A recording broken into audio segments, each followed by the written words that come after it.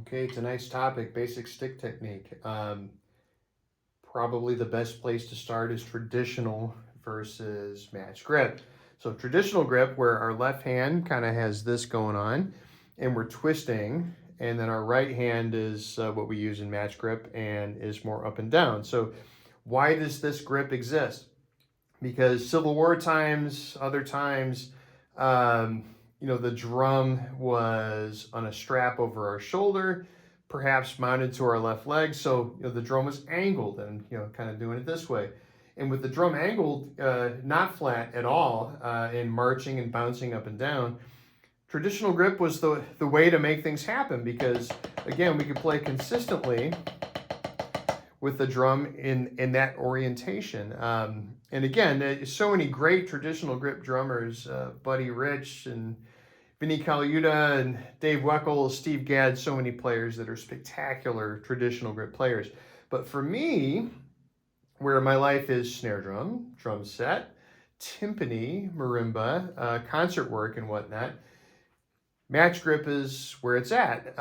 Match grip has variations too, right? So we have a situation where a thumbs up technique. This is French match grip. Kind of here's a loose example of that. You'll see a lot of folks kind of subscribe to this for timpani, but again, which is valid, right, when you get down to it. But for American style match grip, German style you're kind of out a little bit, but American style you're kind of nice and relaxed here. And for me, there are two variations of American style match grip, and I call it front loaded and back loaded. Front loaded match grip, and we have the fulcrum here between our thumb and our pointer finger. We wrap the pointer around, and I'm not using the others right now, and we kind of get the stick motion here. And for concert playing, my feeling, and we'll wrap the fingers around just to support the action.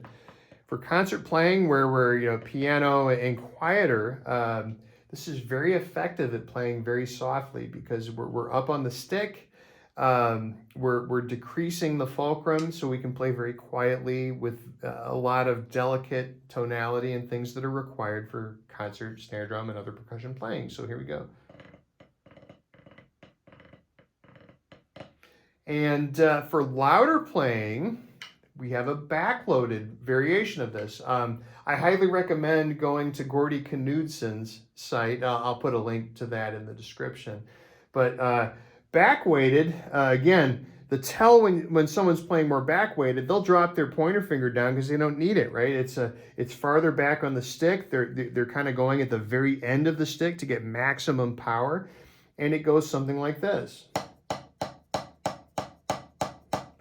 Really the power is coming out of my middle and ring finger, and the fulcrum is a little looser when you get down to it. But again, I can get serious power out of this. And took a lesson from Gordy not long ago, maybe a year back. And again, you can put a pencil, a pen, whatever you want to do. But again, you can play back here and kind of wrap around that fulcrum, and you get a lot of power. So what I find is in the rock and roll gigs, if I'm playing a high volume gig, I'm back on the sticks. I'm laying in, right? I'm laying into what's going on. And I've gone back and looked at pictures of myself playing in the rock gigs. This is exactly what I do. I go way back on the stick, and I don't do anything front loaded. I'm trying to get power, maximum efficiency for what I'm working on. But for concert playing, again, I move up. My fulcrum's here, and I press in.